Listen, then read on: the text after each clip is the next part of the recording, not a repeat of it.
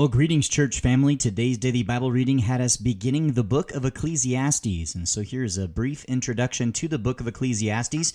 The key word of this book is, of course, vanity. The author is Solomon. Most likely he wrote this closer to his death in 931 BC.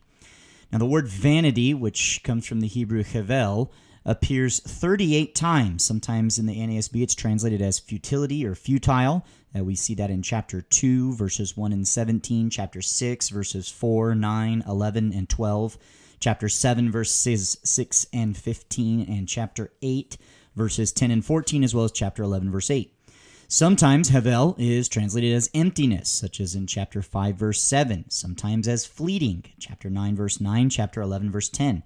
And since the word hevel was used 73 times total in the Old Testament, this means more than half of its appearances occurred in Ecclesiastes. Originally, this word, hevel, meant breath.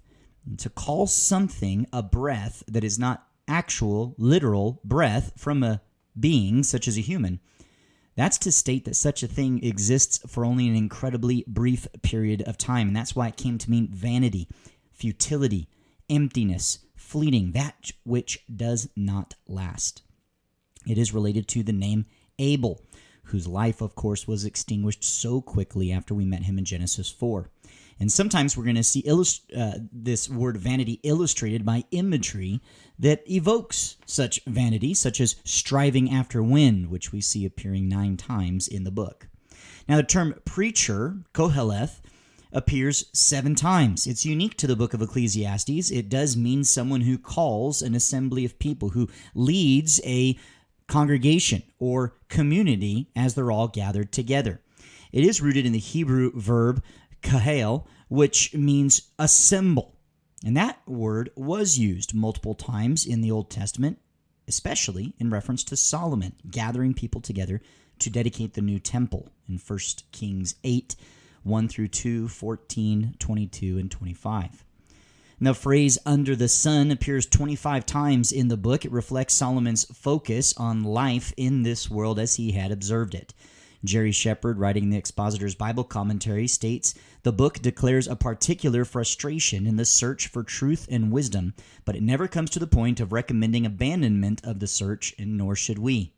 Mark Rooker, in his introduction in The World and the Word, says the book of Ecclesiastes brings into focus the mystifying existence of mankind.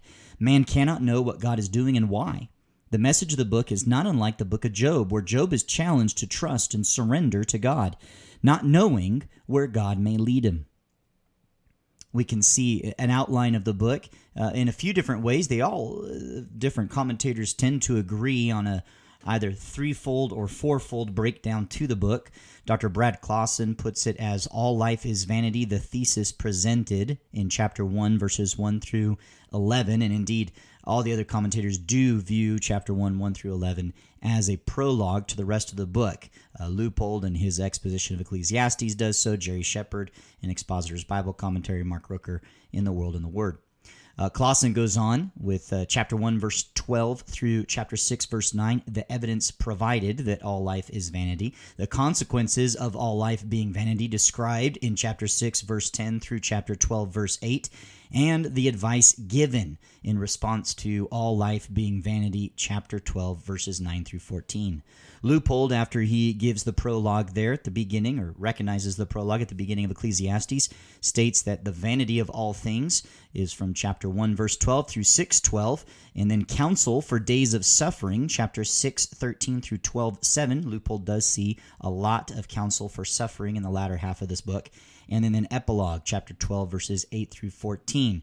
Shepard has Koheleth's autobiography in chapter 1, verse 12 through 12, 7. The wisdom quest, as he calls it, the broad section of this book.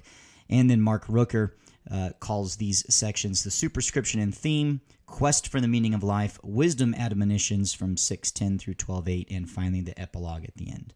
The purpose of the book of Ecclesiastes to keep in mind as we go through it, it's to exhort readers to value fearing God and obeying his commandments, that which is eternal and has eternal significance, rather than chasing after the vain things of this world, which only have temporal significance. This has been the introduction to the book of Ecclesiastes. We'll go on now to Ecclesiastes chapter 1.